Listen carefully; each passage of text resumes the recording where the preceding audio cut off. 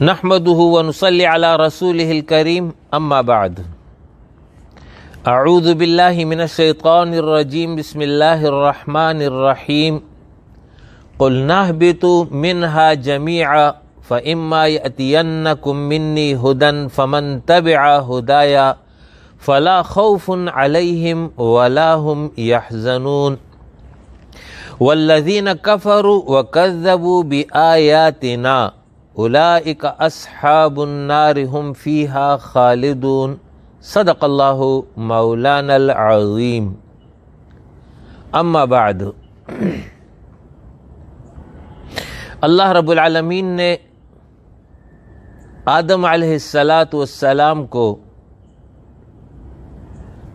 پیدا کرنے کے بعد، اس کی تخلیق کے بعد انہیں جنت میں کچھ وقت کے لیے ٹھہرایا اور پھر اس کے بعد انہیں زمین کی طرف بھیجا۔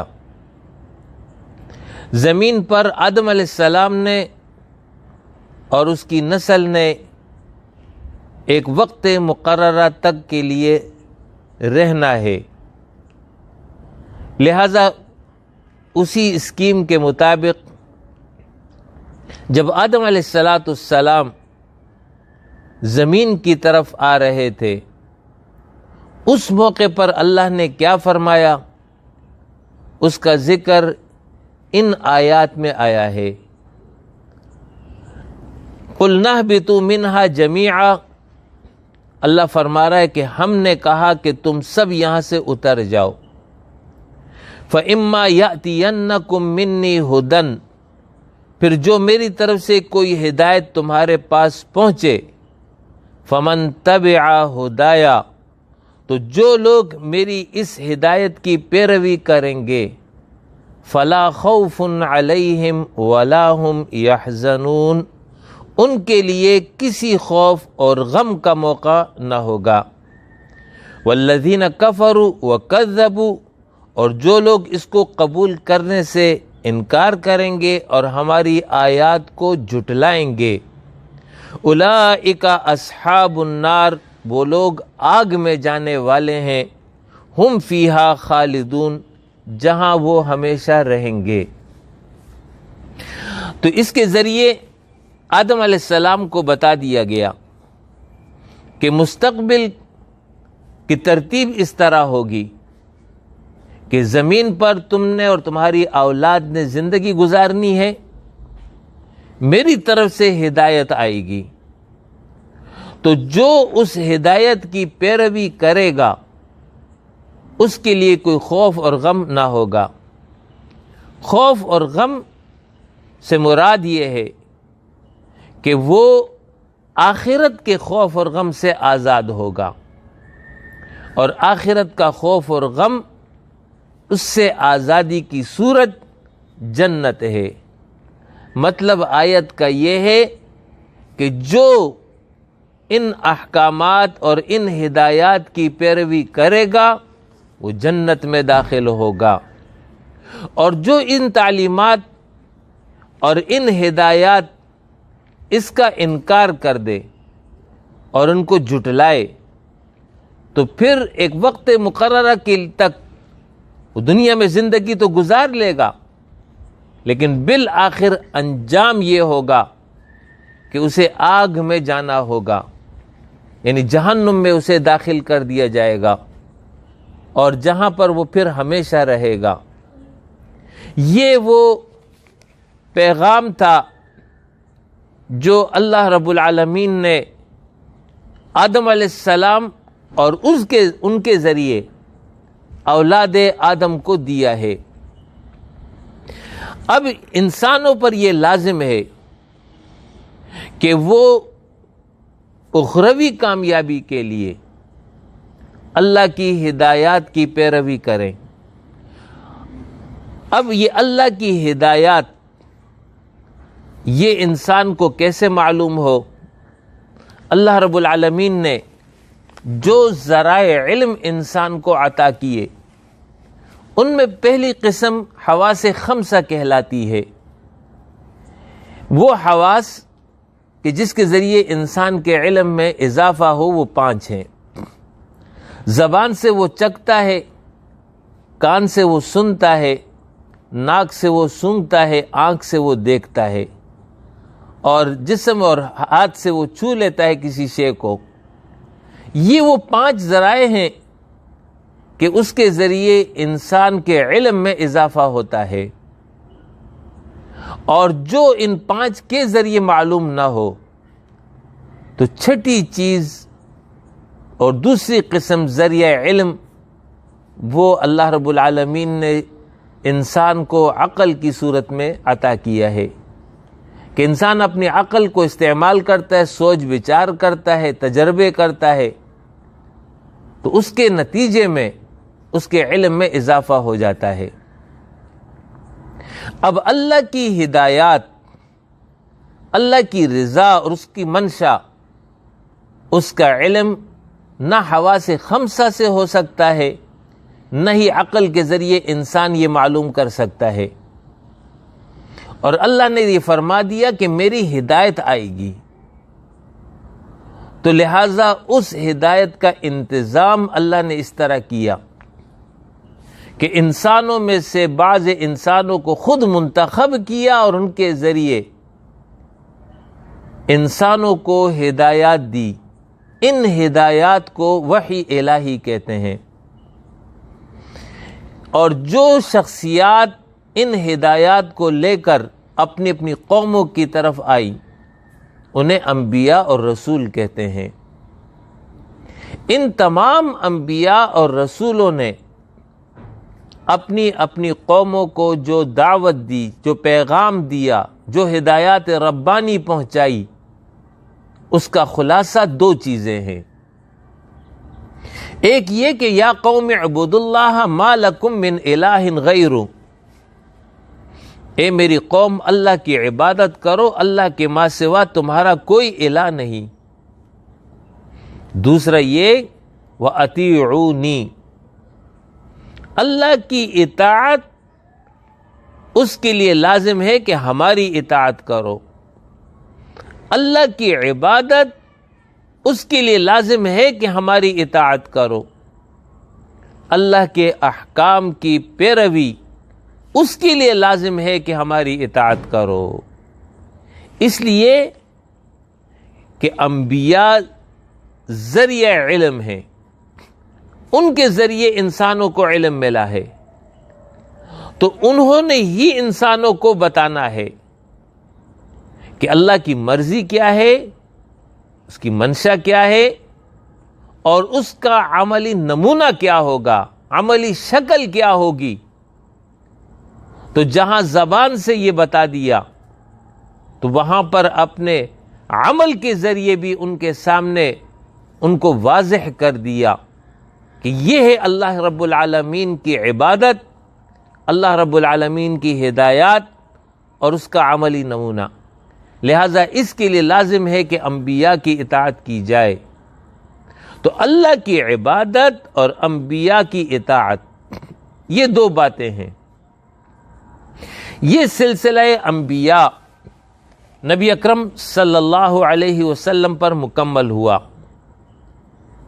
اور آپ صلی اللہ علیہ وسلم کے ذریعے دین کو مکمل کیا گیا۔ الیوم اکملت لکم دینکم واتممت علیکم نعمتی ورضیت لکم الاسلام دینا، کہ آج دین تمہارے لیے مکمل ہو گیا، میری نعمت یعنی قرآن تام ہو گئی، یعنی جتنی ہدایات دینی تھی، جتنی تعلیمات دینی تھی، وہ سب کی سب نازل ہو گئی، اور اب قیامت تک کے لیے اللہ کا پسندیدہ دین اسلام ہے۔ لہذا یہ دین اسلام جو اب مکمل شکل میں موجود ہے، قرآن اور سنت پر مبنی ہے۔ یہی 2 چیزیں ہیں۔ ترکت فیکم امرین لن تضلوا ما تمسکتم بہما کتاب اللہ و سنت نبیہ۔ آپ صلی اللہ علیہ وسلم نے فرمایا میں تمہارے درمیان اپنے پیچھے 2 چیزیں چھوڑ کر جا رہا ہوں، ایک اللہ کی کتاب، دوسری میری سنت۔ یہی دین اسلام ہے، یہی ہدایات ربانی ہے۔ اب قیامت تک کے انسانوں کے لیے ان ہدایات ربانی کا ذریعہ صرف رسول اللہ صلی اللہ علیہ وسلم کی ذات اقدس ہے۔ اس کے علاوہ کوئی دوسرا ذریعہ نہیں ہے ہدایات ربانی کو جاننے کا۔ لہذا اب اگر آخرت کی کامیابی چاہتے ہیں، اخروی زندگی میں اللہ کی رضا حاصل کرنا چاہتے ہیں، سعادت کی زندگی پانا چاہتے ہیں، تو پھر فمن تبع ہدایا، اسی ہدایات کی اتباع ضروری ہے۔ یہ ہدایت ربانی دین اسلام ہے۔ یہ ہدایات ربانی انسان کی مکمل رہنمائی کرتی ہے۔ عقیدہ، عبادات، معاملات، اخلاق، انفرادی، اجتماعی، گھریلو، بازار، غرض زندگی کا کوئی سا بھی دائرہ کیوں نہ ہو، ان سب کے لیے قرآن اور سنت میں مکمل رہنمائی موجود ہے۔ یہی وہ ہدایات ربانی ہے۔ ان ہدایات ربانی کے مطابق عمل لازم ہے۔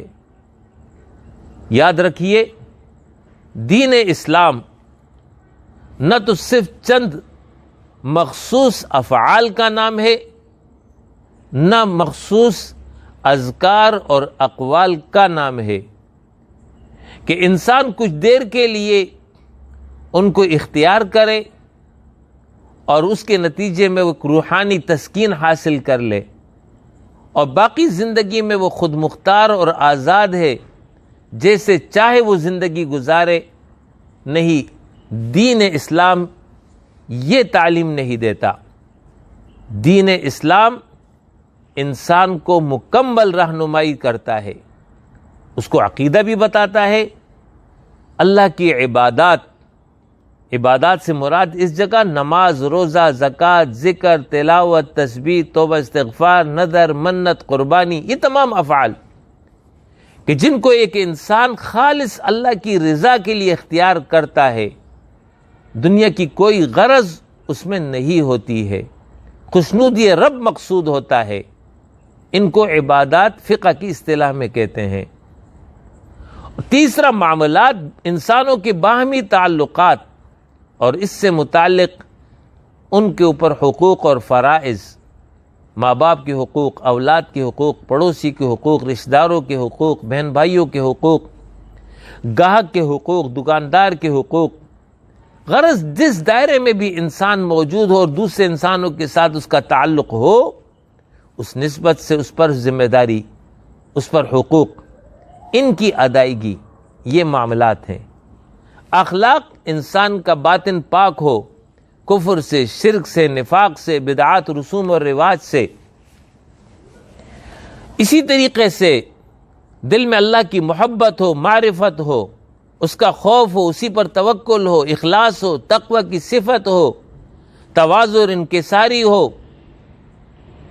ان تمام امور سے متعلق دین اسلام ہدایات انسان کو دے رہا ہے۔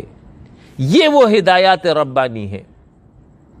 ان ہدایات ربانی پر عمل کرنے کے نتیجے میں ایک انسان، اس کی دنیا بھی اچھی ہوگی، دنیا میں سکون اور اطمینان اسے حاصل ہوگا، وقار کی زندگی وہ گزارے گا، جبکہ اخروی زندگی میں وہ اللہ کی رضا کو پائے گا اور ابدی جنت کو وہ حاصل کر لے گا، جس کو قرآن نے اس طرح بیان کیا کہ وَلَا خَوْفٌ عَلَيْهِمْ وَلَا هُمْ يَحْزَنُونَ، کہ ان پر کوئی خوف اور غم نہیں ہوگا۔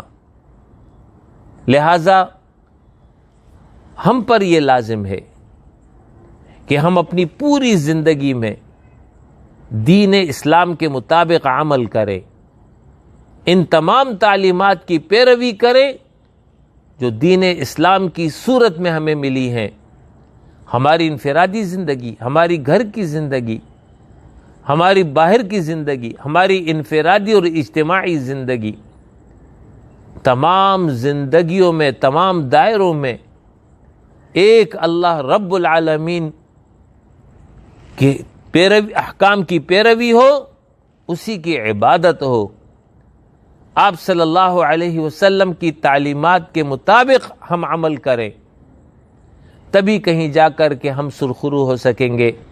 اقول قولی ھذا واستغفر اللہ لی ولکم ولسائر المؤمنین وآخر دعوانا ان الحمد للہ رب العالمین۔